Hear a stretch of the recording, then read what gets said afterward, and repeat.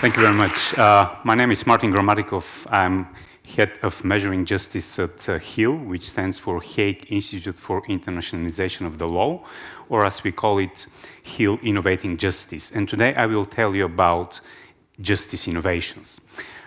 Before that, I want to tell you what I'm doing, how I'm measuring justice. This is indeed not very typical thing.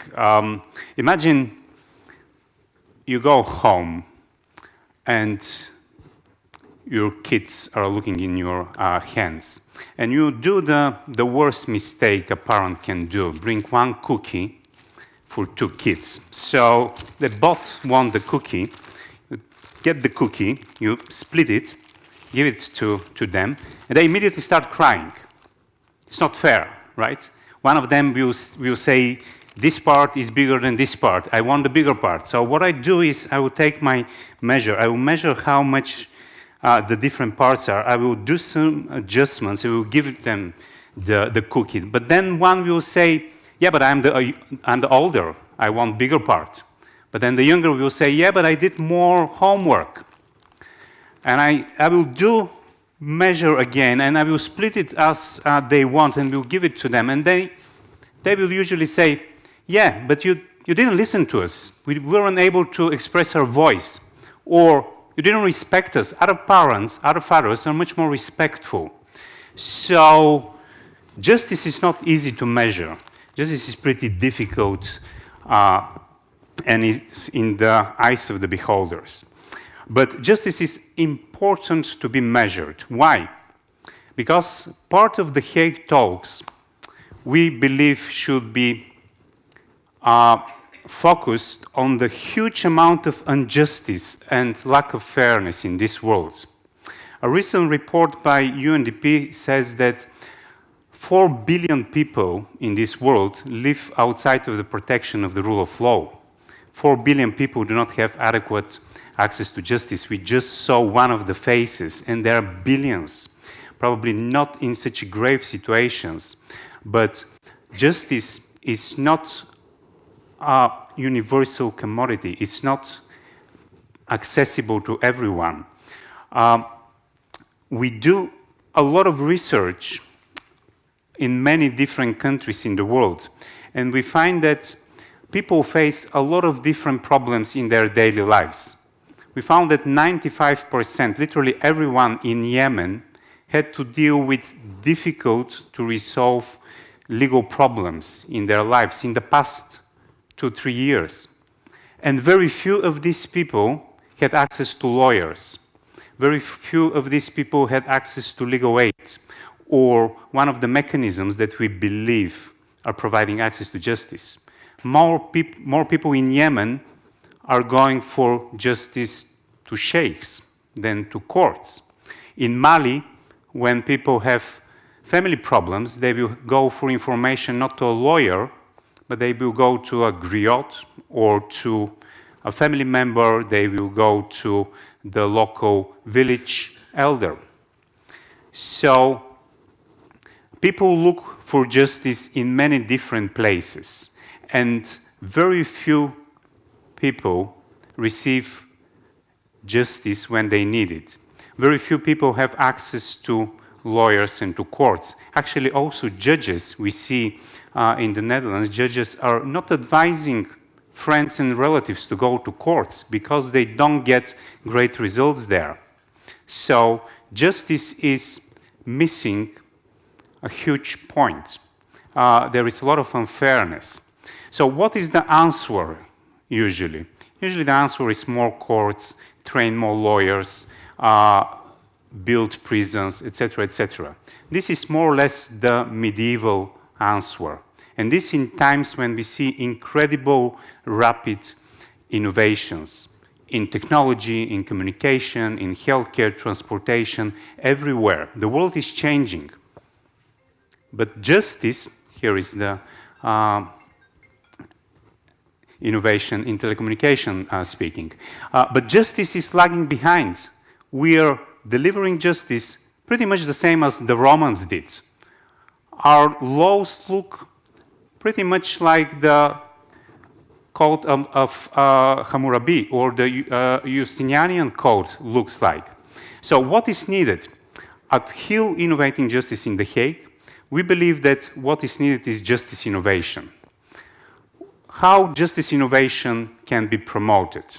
First, we believe that in order to advance justice innovations, you have to put the citizen, the user of justice, in the middle of the justice reform. If you know what people need, if you know what type of problems people experience, if you know how they evaluate the justice that they received or did not receive, then you will be able to provide them solutions. If you know that people need justice for their divorces, or people need justice for the crimes that they suffered, then you can focus on solutions which are responding to people's needs. And we do a lot of research. We ask tens of thousands of people to understand what they experience in their daily life and what they do, how much justice they receive or do not receive. We just finished the research in Ukraine, which shows that less than 3% of the very serious legal problems go to courts. They are resolved or not resolved outside of courts. When people in Ukraine have very serious legal problems, about half of them do nothing. Why? Mostly because they don't believe that they can do something. So with this knowledge, we can start justice innovations.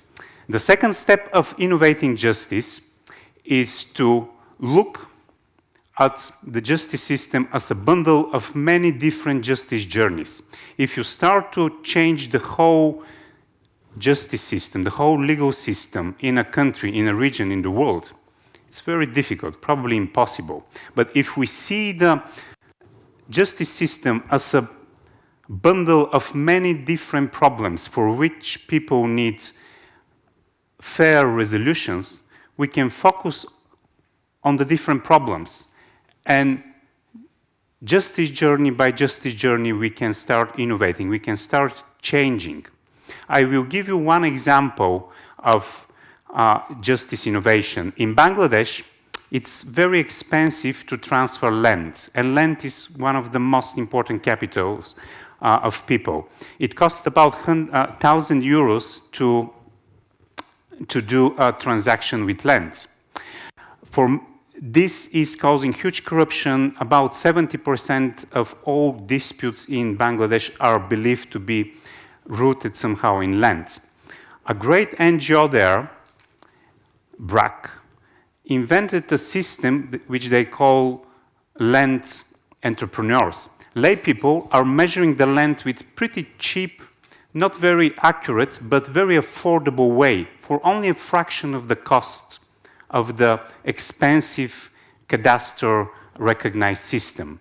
This NGO managed to convince the Ministry of Justice or the policymakers in Bangladesh to recognize this as valid proof of land titles. And then they're helping thousands of people to resolve their problem, to transfer land. Why? Because they knew that the biggest problem is cost. They thought from the perspective of the people, and they delivered a solution.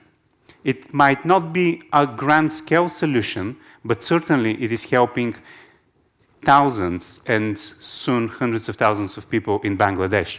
And the third step of justice innovation, we believe, is after you do innovation, try to scale up, try to reach more and more people.